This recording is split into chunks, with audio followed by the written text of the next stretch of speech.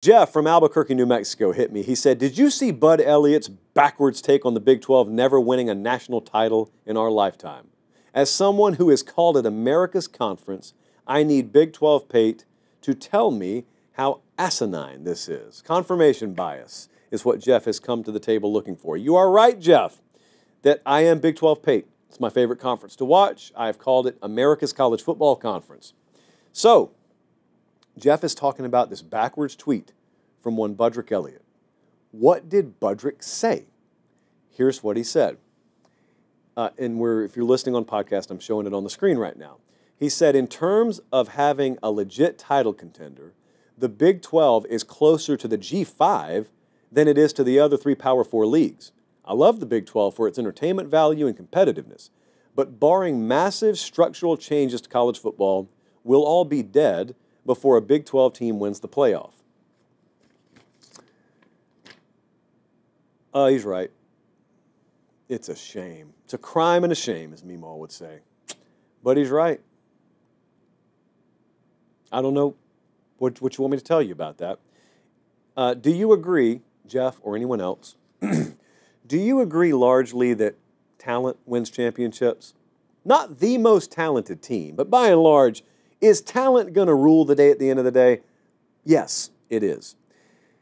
What would you do if I told you the Big 12 does not have a single program that has recruited in the top 20 on average the past 4 years?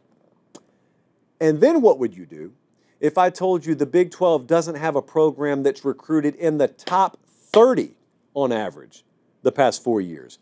Because both of those things are true.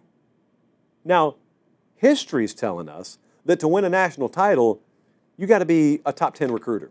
I mean, there's one or two outliers, like Michigan, barely on the outside of the top 10 on average recruiting the past 4 years when they won their title. But outside of those one or two outliers, and they're fringe outliers, history this millennium has told us you got to be a top 10 recruiting program to win a national title.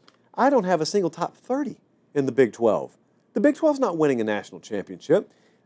Therefore, might I suggest that we retrain our focus in the Big 12?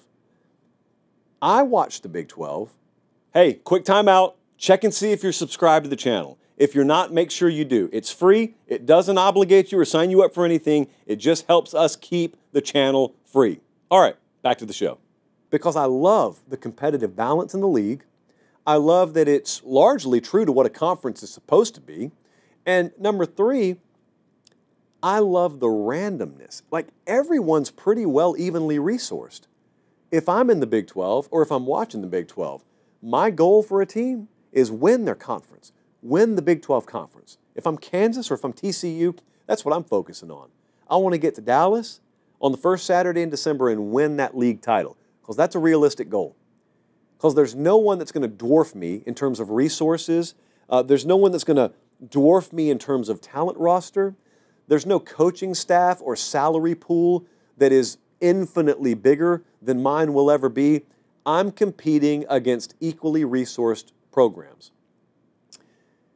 And that is fair, and that is a justifiable way of looking at the sport. However, if I'm at Baylor, and instead of worrying about winning the Big 12, I'm judging success by whether or not I can win a national title, I'll be a failure forever.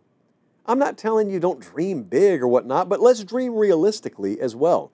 They're telling you out there, for the sake of shoving a playoff down your throat, that there are 120-something teams playing the same sport. They're not.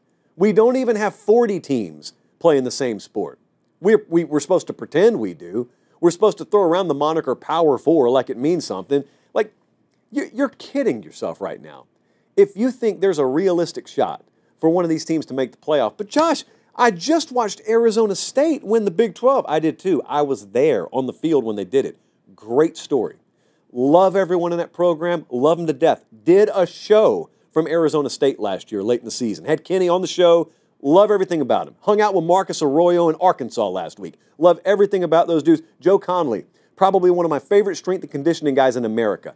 Don't tell me about Arizona State. I love Arizona State. I love the Big 12.